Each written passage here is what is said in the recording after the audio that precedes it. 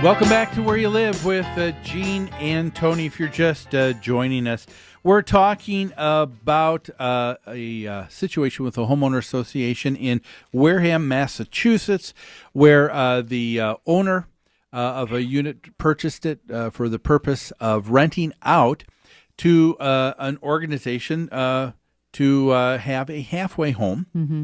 Unfortunately, the association's governing documents prohibit homes to be leased out for the purpose of running a business only for someone's personal residence.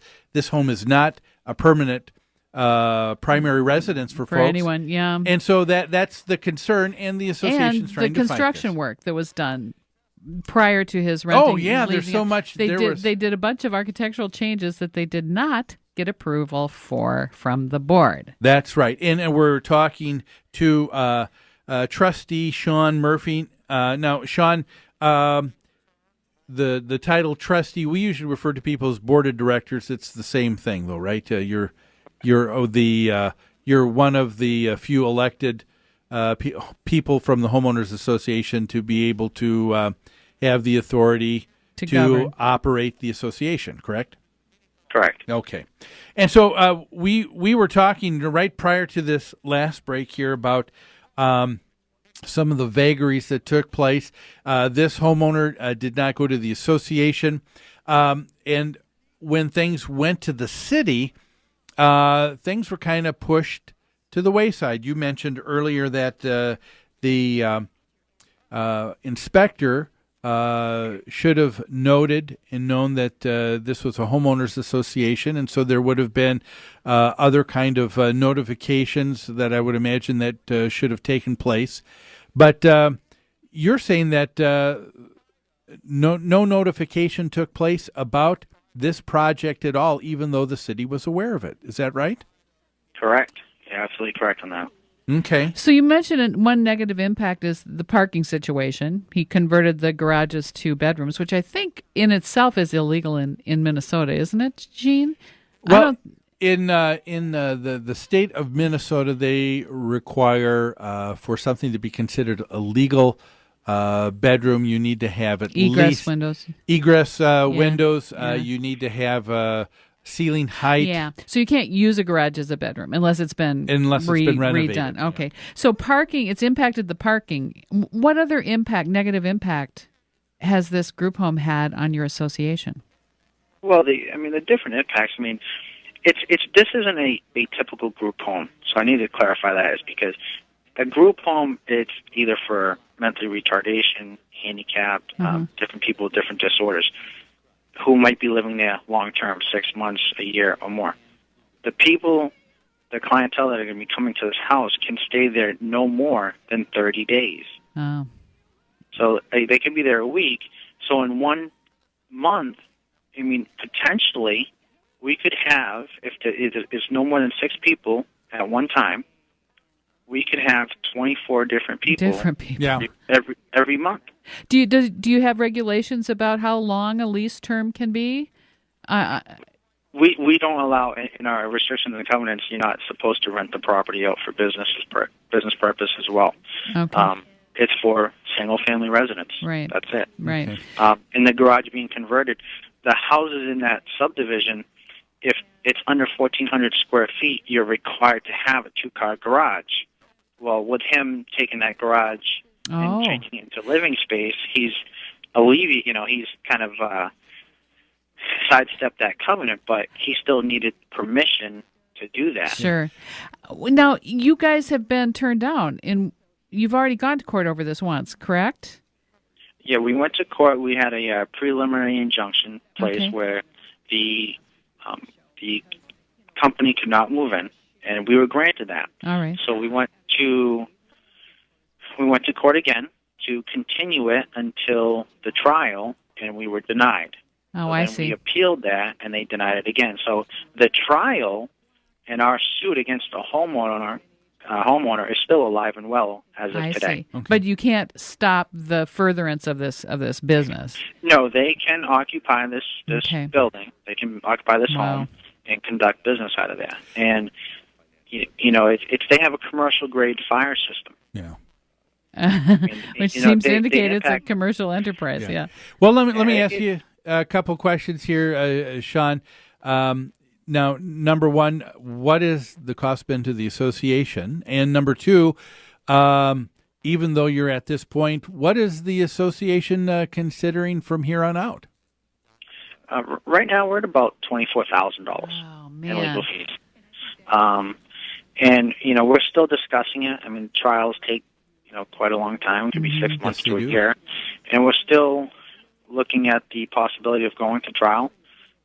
It's a lot of money, though. It's a Yeah. blue-collar neighborhood, Yeah. and today's economy isn't exactly the best for a lawsuit.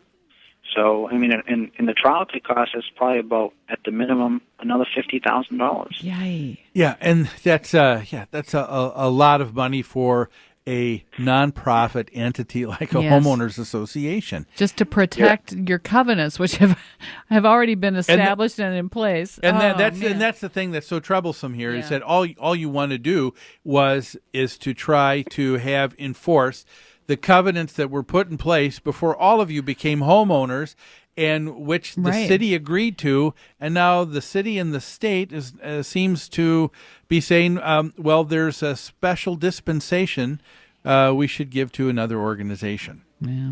Yeah, they claim that it cannot cause us irreparable harm.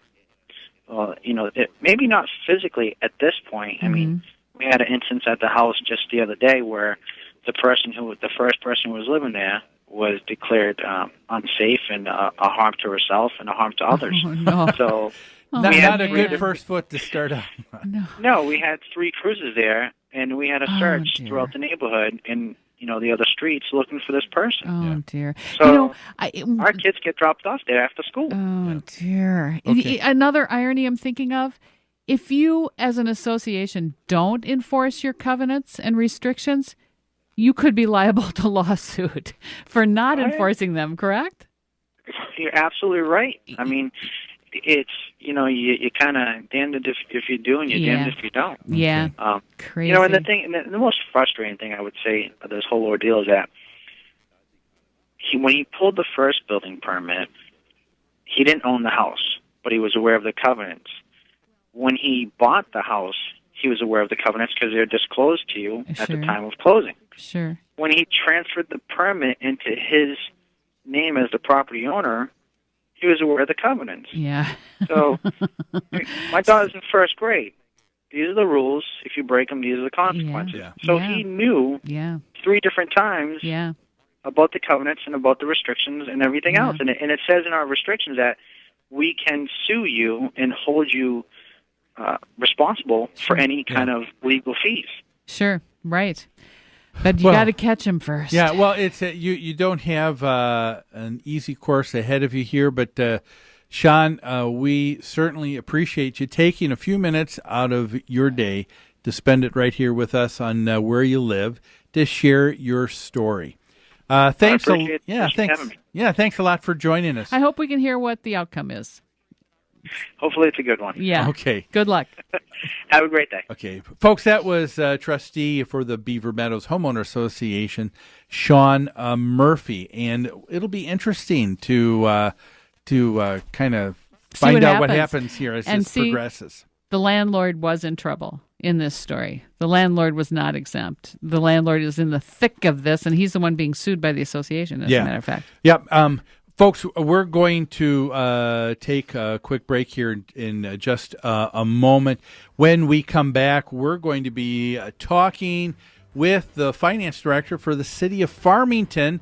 It appears that in Farmington there is going to be an increase in fees that could be pretty significant to anybody living in a homeowners association. We will cover that when we come back. But before we do, I'd like to just let our listeners know here in the second hour, we have a newsletter. It's called What's New. It's a great resource. A lot of the Things that we cover here on the show are covered in further detail. It's yours free for the asking. Give us a call, 952-922-2500. Ask for Courtney. Make sure that you start receiving your free subscription. We're going to take a break now. When we come back, we're going to be talking to Teresa Walters from the city of Farmington. More after these messages.